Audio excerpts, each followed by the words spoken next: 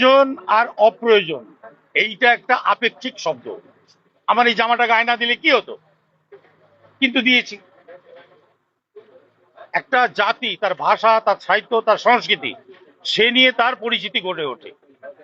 যে জাতির ভাষা, সাহিত্য, সংস্কৃতি শক্তিশালী, সারা পৃথিবীতে সেই জাতি শক্তিশালী জাতি বলে পরিগণিত হয়। বাঙালি জাতি সাহিত্যে, সংস্কৃতিতে, মেধায় একটি উন্নত জাতি হিসাবে পরিচিত। বাংলা ভাষা আন্তর্জাতিক স্বীকৃতি পেয়েছে, ধ্রুপদী ভাষার মর্যাদা পেয়েছে।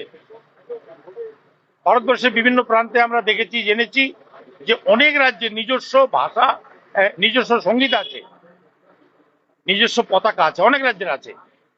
সব রাজ্যের নেই, কিন্তু কোনো কোনো রাজ্যের আছে।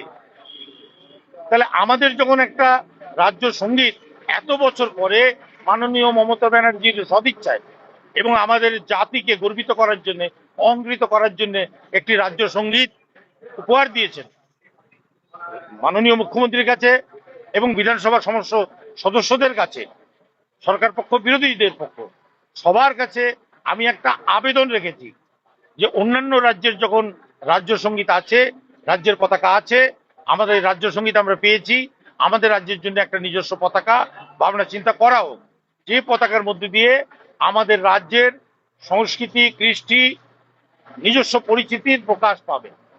এটা আমি একটা আবেদন রেখেছি। এবার সবাই মিলে বিবেচনা করবেন। যদি এই দাবির মধ্যে, এই আবেদনের মধ্যে যথার্থতা থাকে ওনারা মানবেন, যদি যথার্থতা না থাকে মানবেন না। আমি আমার মনের কথাটাই বিধানসভাতে বলেছি। এয়ার ইনফ্রাস্ট্রাকচারের উদ্যোগে অহনা অ্যাপার্টমেন্ট, বারাসাতের হৃদয়পুরে নৃপেন ঘোষ সরণিতে তৈরি হচ্ছে নতুন আবাসন প্রকল্প। থাকছে একগুচ্ছ বিশেষ সুবিধা, লিফট থেকে শুরু করে ডিপ টিউবওয়েল, এছাড়াও থাকছে সাউন্ড প্রুফ জেনারেটর এবং কার পার্কিং এর সুবিধাও।